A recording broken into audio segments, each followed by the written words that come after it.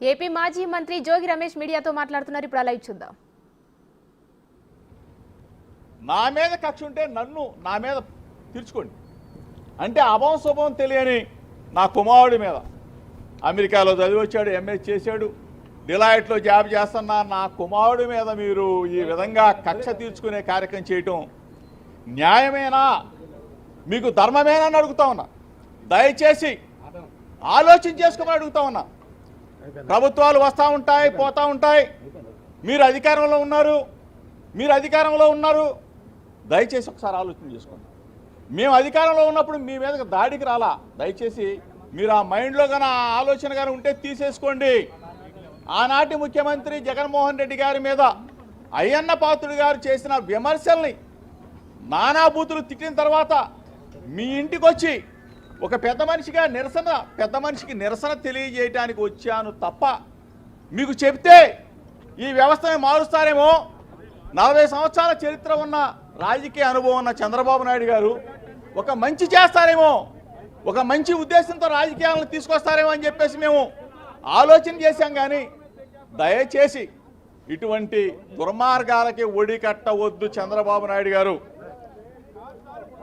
ఇప్పుడు రాజకీయంగా మా మీద కక్ష తీసుకోవచ్చు, రెడ్ బుక్ రాజ్యాంగాన్ని మీరు తీసుకురావచ్చు, మీరు అమలు చేయనివచ్చు. మా మీద ఎందుకు సార్? మీరు 5 కోట్ల మందికి ఇచ్చిన ప్రజలకు ఇచ్చిన వాగ్దానాలను ఆలోచించండి సార్. మీరు సూపర్ 6 మీద ఆలోచన చేయండి. ఆ సూపర్ 6 అమలు చేస్తే అందరూ కూడా ఆనందంగా ఉంటారు. అంతేగాని డైవర్షన్ పాలిటిక్స్ చేస్తూ అభం శుభం తెలియని పిల్లల మీద ఏంటి సార్ ఇది? దయచేసి మీకు కూడా పిల్లలు ఉన్నారు, నీకు కూడా పిల్లవాడు ఉన్నాడు. మీ ఇంటికి మా ఇల్లు ఎంత దూరమో మా ఇంటికి మీ ఇల్లు కూడా అంతే దూరం సార్. దయచేసి తెలుగుదేశం పార్టీ యావత్తుకు చెప్తా ఉన్నా, ఒక బలహీన వర్గాల వ్యక్తి జోగి రమేష్ కృష్ణా జిల్లాలో అంచెలంచెలుగా ఎదిగాడు. ఒక బలహీన వర్గాల వాడు, ఒక గౌడ కులస్తుడు ఎదిగితే హర్షించాల్సింది పోయి మీరు మా మీద కక్ష కట్టి మమ్మల్ని జైలు పాలు చేస్తే మీరు ఆనందం పొందుతారు. ఏంటి దుర్మార్గం? నిజంగా తప్పు చేసుంటే, నిజంగా మా కుమారుడు తప్పు చేసుంటే శిక్షించిన అదొక అందం.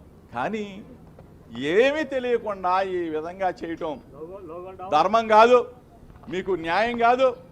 ప్రజలు చూస్తూ ఉన్నారు. ప్రజాస్వామ్యవాదులారా ఒక్కసారి ఆలోచన చేసుకోండి.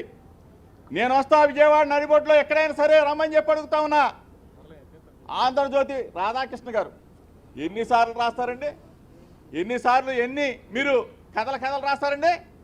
జోగి రమేష్ మీద ఎన్ని కథలు రాస్తారండి? ఎన్ని వ్యాసాలు రాస్తారు సార్? ఈనాడు రామోజీరావు గారు లేరు పాపం, అయినా కానీ ఈనాడు పత్రిక పుంకాలుగా రాస్తాను జోగి రమేష్ మీద. నిన్న కూడా వచ్చింది, సెంట్రల్ బ్యాంకులో అంట నేను హవా నడుపుతా ఉన్నానంట. సెంట్రల్ బ్యాంకులో అంట జోగి రమేష్ అంట ఎంఆర్ఓలను మారుస్తున్నా అంట, జోగి రమేష్ అంట సిఐలు మారుస్తా ఉన్నా అంట, జోగి రమేష్ అంట బూడిద మీద పెత్తనం. అసలు ప్రభుత్వం మీదా మాదా? ప్రభుత్వం ఉన్నప్పుడే అటువైపు కన్నెత్తి చూడలేదు జోగి రమేష్. ఈరోజు ఒక సామాన్యుడిగా చెప్తా ఉన్నా, ఒక బలహీన వర్గాల వ్యక్తిగా చెప్తా ఉన్నా, మా మీద కన్నా ఇటువంటి కక్ష సాధింపులు నా కుటుంబం మీద కన్నా చేస్తే పైన దేవుడు ఉన్నాడు. చంద్రబాబు నాయుడు గారు పైన దేవుడు ఉన్నాడు. ఈరోజు మీరు అధికారంలో ఉండొచ్చు, మీరు మమ్మల్ని పొక్కొచ్చు, కేసులు పెట్టొచ్చు, రెడ్ బుక్ తీయొచ్చు.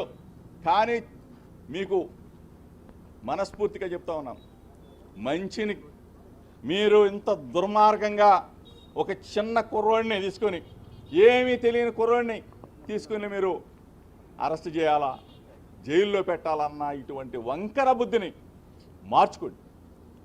ఇది ప్రజాస్వామ్యవాదులారా, ఇది గుర్తించండి. నేను గానా నా కుటుంబం గానా ఎగిరిగోళ్ళ ఆస్తులో కానీ ఏదైనా తప్పు చేసుంటే విజయవాడ నడిబొడ్డులో ప్రజల సాక్షిగా అవసరమైతే ఊరేసుకుంటాం, తప్పు చేసుంటే ఊరేసుకుంటాం. అంతేగాని ఇట్లా మమ్మల్ని బలహీన వర్గాలను వేధించడం న్యాయమా, ధర్మమా? చంద్రబాబు నాయుడు గారు మీకు న్యాయమేనా?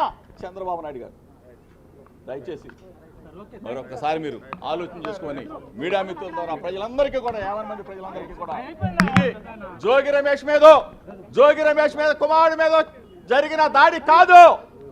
ఇది యావత్ బలహీన వర్గాల మీద, గౌడ కులం మీద, గౌడ కులస్తుల మీద జరిగిన దాడి ఇదని చెప్పేసి మీ ద్వారా తెలియజేస్తా ఉన్నాను.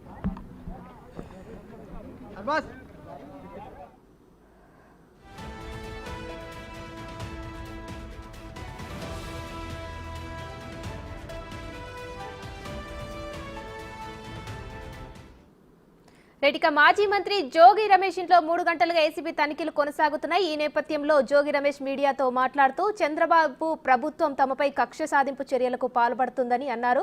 అయితే ఈ కక్ష సాధింపు చర్యలు తమపై గాని తమ కుమారుడిపై కాదు. తమ కుమారుడు అమెరికాలో చదువుకొని వచ్చాడని, అలాంటి చిన్నవాడిపై అలాంటి ఆరోపణలు చేయడం, కక్ష సాధింపులకు పాల్పడడం సరికాదని, పైన దేవుడున్నాడు చూసుకుంటాడని కూడా మీడియా ముఖంగా జోగి రమేష్ మాట్లాడారు. అలాగే చంద్రబాబు ప్రభుత్వం సూపర్ 6 పథకాలకు సంబంధించి ఆలోచన చేయాలి గాని ఇలాంటి కక్ష సాధింపు చర్యలకు సంబంధించి పాల్పడితే ఎలాంటి ప్రయోజనం ఉండదని కూడా జోగి రమేష్ మీడియా ముఖంగా మాట్లాడారు. అలాగే తనపై వస్తున్న ఈ ఆరోపణలన్నీ కూడా కేవలం తనపై వచ్చినవి మాత్రమే కాదు, తన కులానికి సంబంధించిన గౌడ సంఘం కులస్తులపై కూడా వస్తున్నటువంటి ఆరోపణలుగా ఆయన వర్ణించారు. ఇంతవరకు మనం చూసాం.